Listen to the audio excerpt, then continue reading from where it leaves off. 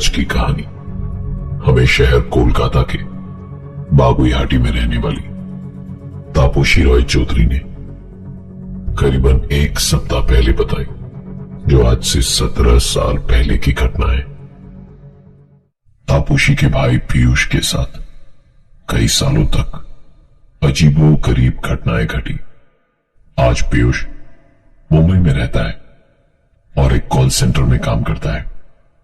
आज उसकी उम्र करीबन 32 साल की है, परंतु उसके साथ ये घटनाएं शुरू हुई तब जब उसकी उम्र थी केवल 15 साल। पीयूष के पिताजी का अपना व्यापार था और मां कोमला विद्या मंदिर में एक बंगाली अध्यापक। ख्यालातों के हिसाब से वो काफी आधुनिक थे, इसलिए पहले पहले पीयूष की परेशानी को उन्होंने उसके वहम का नाम दिया, परंतु धीरे धीरे उनको भी यकीन होता गया कि पीयूष की बातों में सच्चाई है। पीयूष को रात को सोते के साथ ही एक 15 साल की लड़की रोते हुए दिखाई देती। सपने में ही जब पीयूष उससे पूछता कि वो क्यों रो रही है, तो वो और जोर जोर से रोने लगती। पीयूष को हर दिन रात को ये सपना एक ना एक बार जरूर आता। धीरे धीरे आलम ये हो गया कि उसे ये सपना दिन में भी आने लगा। जब कभी दोपहर में उसकी आंख लगती, उसे ये सपना आता, और जब जब इस सपने से उसकी आंखें खुलती तो पसीने से उसका शरीर तरबतर होता। पीयूष ने अपने मां बाप से उसके इस सपने का जिक्र किया, परंतु किसी ने उसकी बात को कोई तवज्जो नहीं दिया। एकमात्र उसकी बहन तापोशी उसका सहारा थी। तापोशी ने कहा कि वो पढ़ाई लिखाई के अलावा खेल कूद की ओर भी थोड़ा ध्यान दे। हो सकता है कि अगर उसका ध्यान कहीं और बढ़ जाए तो ये परेशानी उसकी शायद धीरे धीरे खत्म हो जाए। तापोशी ने यहां एक गलती कर दी। उसकी शायद ये समझ नहीं आया कि उसके भाई पीयूष की परेशानी खुली आंखों के नहीं, बंद आंखों के सामने आती है। वो हर रात अपने भाई पीयूष के बगल में सोती, अर्थात तापोशी, और उसने अधिकतर अपने भाई को रात की तन्हाइयों में रोता हुआ पाया। पूछने पर कारण वही, सपने निकलते। पीयूष की उम्र बढ़ती गई। विद्यालय से अब उसने विश्वविद्यालय यानी कॉलेज तक का सफर पूरा कर लिया था। यह उसके कॉलेज का पहला दिन था, जब पहली बार उसने अपने सपने को अपनी आंखों के सामने देखा। कॉलेज के पहले दिन पीयूष के साथ उसकी दीदी भी गई थी उसे कॉलेज तक छोड़ने के लिए।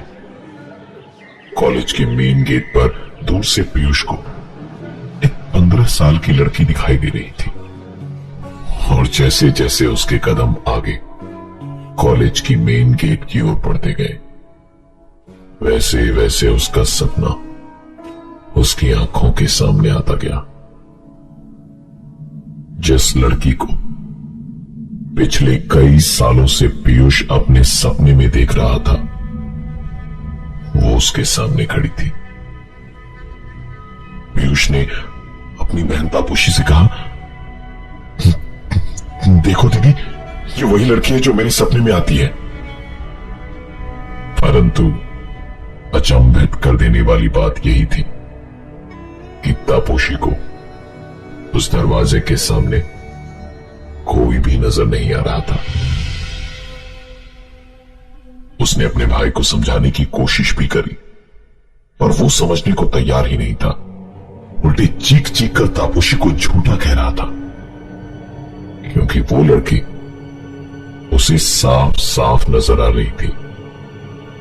लेकिन पहली बार उसने उस लड़की को रोते हुए नहीं बल्कि मुस्कुराते हुए देखा था।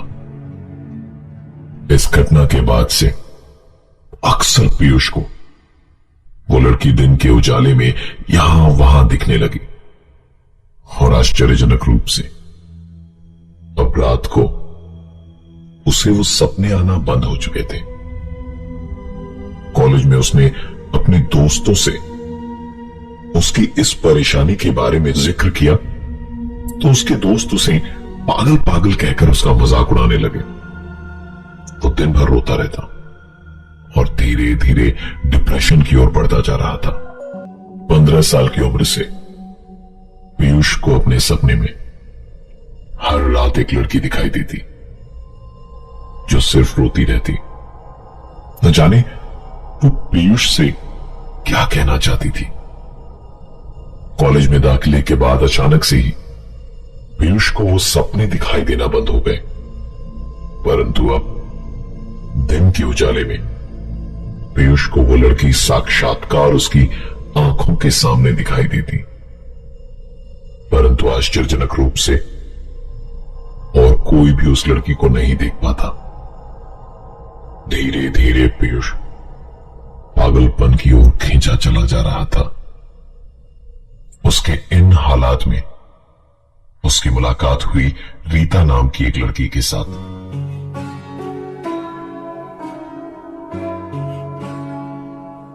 धीरे धीरे उन दोनों के बीच प्यार उमड़ने लगा और उन्होंने अपने पैरों पर खड़े हो जाने के बाद इस रिश्ते को अंजाम देने की ठान ली। पीयूष की इस बेरंग जिंदगी में खुशी का एकमात्र सहारा रीता ही थी। पीयूष ने करीबन 10 सालों तक रीता के सामने अपनी इस परेशानी का जिक्र नहीं करा था। 1995 में शुरू हुई ये घटनाएं साल 2008 की जून में जाकर खत्म हुई। पीयूष की उम्र बढ़ती जा रही थी, परंतु पीयूष को दिखाई देने वाली उस लड़की के रंग रूप में कोई बदलाव नहीं आया था। पीयूष अब इन बातों को धीरे धीरे भुलाना चाहता था, परंतु उस लड़की का उसे यूं दिखने के पीछे राज क्या था। बंगाली शादियों में शादी से पहले आशीर्वाद की एक रस्म होती है। आशीर्वाद की इस रस्म के बाद परिवार वालों की रजामंदी से शादी से पहले पीयूष और रीता एक दूसरे के साथ कुछ समय बिताने के लिए नैनीताल गए। पीयूष और रीता उस दिन शाम को घूमने के लिए निकले। वो दोनों पहाड़ी की एक चोटी पर पहुंचने के लिए ऊपर की ओर चले जा रहे थे ताकि वो वहां से सूर्यास्त के खूबसूरत नजारे को देख सके और अपने कैमरे में प्यार के उन हसीन पलों को कैद कर सके। उनके साथ एक बाइनोकुलर भी था जो पीयूष ने अपने हाथों में ले रखा था। पहाड़ पर ऊपर की ओर चढ़ाई करते वक्त पीयूष ने ऊपर से एक परिवार को नीचे की ओर उतरते देखा